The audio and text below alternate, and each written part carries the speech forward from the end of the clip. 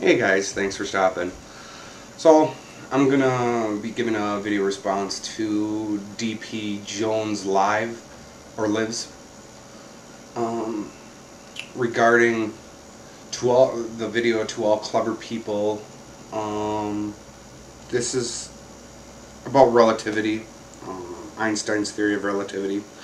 He's talking about how if two twins grew up and one decided to go on a spaceship at nearly the speed of light away from the Earth and then come back, according to Einstein's theory, because the one twin brother was going close to the speed of light to and fro, he would age much slower than the brother that's on Earth. And that was a great question because, according to relativity, both of these brothers are actually going away from each other at the speed of light. Even though one's on Earth, according to relativity, relative to the brother that's traveling in a spacecraft, the other brother is moving at the speed of light. So that really got me thinking, and absolutely love the question. I think it is the next fundamental step when it comes to understanding how the universe works. Now, I've got thoughts on it. Haven't done any research, it's just the random thoughts going through my head. Let's start with the Big Bang. Okay. I think, first of all, that the Big Bang, the starting point, or the starting mass, all the mass in the universe which was there, was basically a black hole. Now, we know stars have supernova, and once the amount of energy holding it together is less than the energy to go out, we have a supernova, blah blah blah. So my thoughts are that there was basically a black hole that sucked up, or enough matter came in contact with this one black hole, and black holes combined and came together, and eventually there is a critical mass of a black hole, at which point in time it has a rapid expansion. Of course, I can't be certain of it, but it makes sense to me that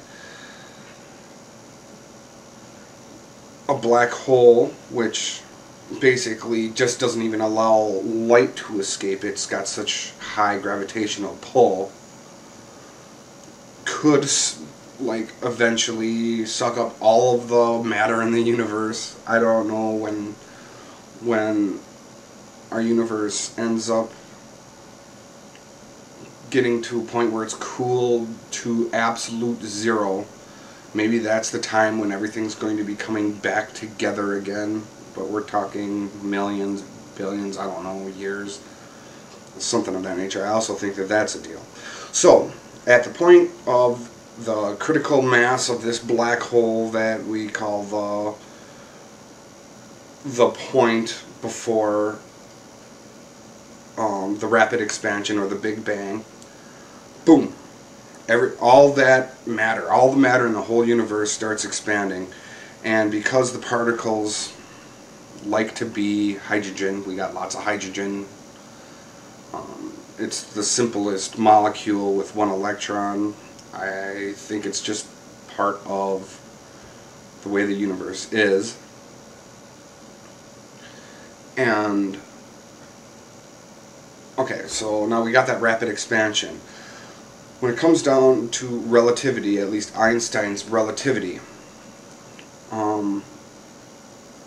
I think that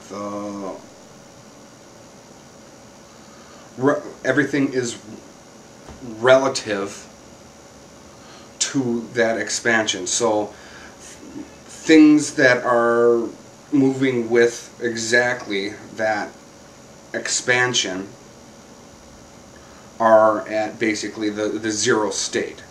So anything that moves different towards, away, left, right, up, down, any which direction from that expansion, from the reality that that is what we have right now, everything was created then. In fact, many physicists think that all of the laws of physics were created at that point.